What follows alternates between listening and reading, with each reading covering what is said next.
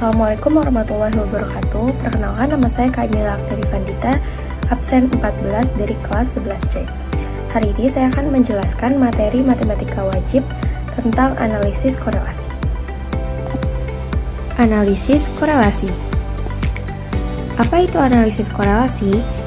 Jadi, analisis korelasi adalah metode statistika yang digunakan untuk menentukan suatu besaran yang menyatakan bagaimana kuat hubungan suatu variabel dengan variabel lain dengan tidak mempersoalkan apakah suatu variabel tertentu tergantung kepada variabel lain. Korelasi tidak hanya untuk menganalisis hubungan linear antar variabel, tapi juga dapat membantu mengidentifikasi kekuatan dan arah dari hubungan tersebut. Selanjutnya yaitu koefisien korelasi. Dalam analisis korelasi terdapat ukuran deskriptif numerik dari korelasi yang disebut dengan koefisien korelasi. Koefisien ini akan memberikan informasi arah tren data dan tingkat korelasinya, apakah kuat, sedang, atau lemah. Nah, koefisien korelasi ini adalah ukuran yang dipakai untuk mengetahui derajat hubungan antar variabel-variabel. Untuk tingkat keeratan dapat dideskripsikan dalam tabel di sebelah kanan ini. Nilai korelasi 0, maka tingkat hubungannya tidak berkorelasi. Apabila nilai korelasinya 0,01 sampai 0,20, tingkat hubungannya sangat rendah. 0,21 sampai 0,40 itu rendah, 0,41 sampai 0,60 itu agak rendah, 0,61 sampai 0,80 tingkat hubungannya cukup, 0,81 sampai 0,99 itu tinggi, dan apabila nilai korelasinya 1, maka tingkat hubungannya itu sangat tinggi atau sempurna. Selanjutnya yaitu koefisien determinasi.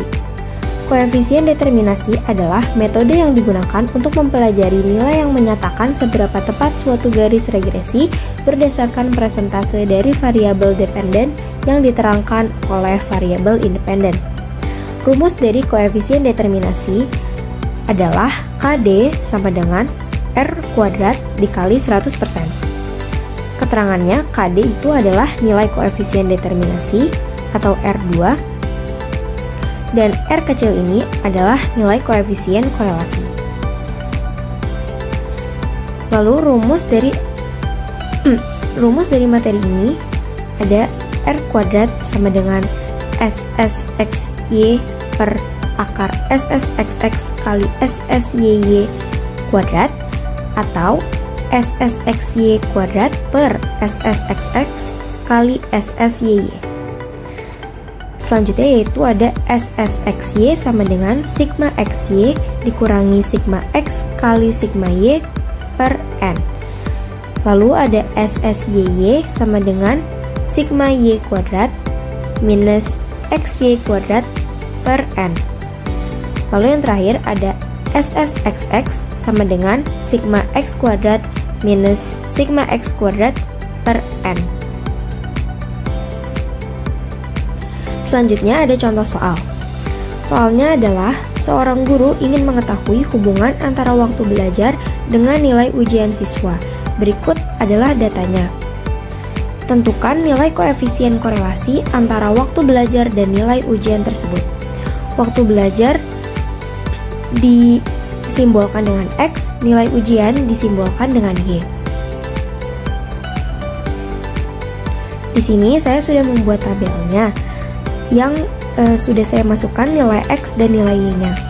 Pertama-tama kita harus tentukan dulu X kuadrat, Y kuadrat, dan juga XY. X kuadrat dari X adalah 2 kali 2 sama dengan 4, 3 kali 3 sama dengan 9, 4 kuadrat sama dengan 16, 5 kuadrat sama dengan 25, 5 kuadrat sama dengan 25, 6 kuadrat sama dengan 36, 7 kuadrat sama dengan 49, dan 8 kuadrat sama dengan 64. Selanjutnya yaitu Y kuadrat. 65 kuadrat sama dengan 4225, 70 kuadrat sama dengan 4900, 75 kuadrat sama dengan 5625, 80 kuadrat sama dengan 6400, 85 kuadrat sama dengan 7225, 88 kuadrat sama dengan 7744, 90 kuadrat sama dengan 8100. Lalu yang terakhir 93 kuadrat sama dengan 8649.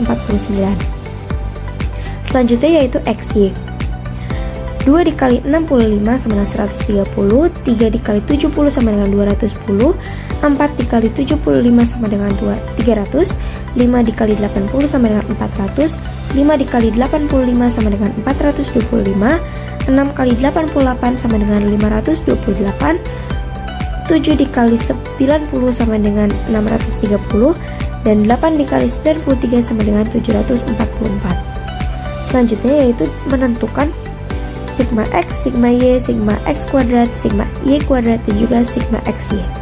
Sigma X sama dengan 40, sigma Y sama dengan 646, sigma X kuadrat sama dengan 228, sigma Y kuadrat sama dengan 52.868, dan sigma XY sama dengan 3.367.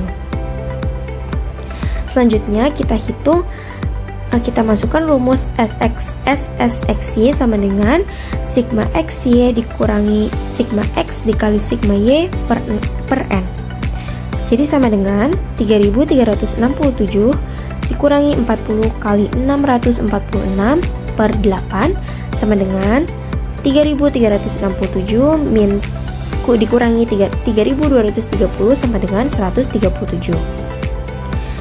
Selanjutnya yaitu rumus SSXX sama dengan sigma X kuadrat min sigma X kuadrat per N sama dengan 228 dikurangi 40 kuadrat per 8 sama dengan 228 dikurangi 200 sama dengan 28. Lalu SSYY sama dengan sigma Y kuadrat minus sigma Y kuadrat per N sama dengan 52.868 dikurangi 646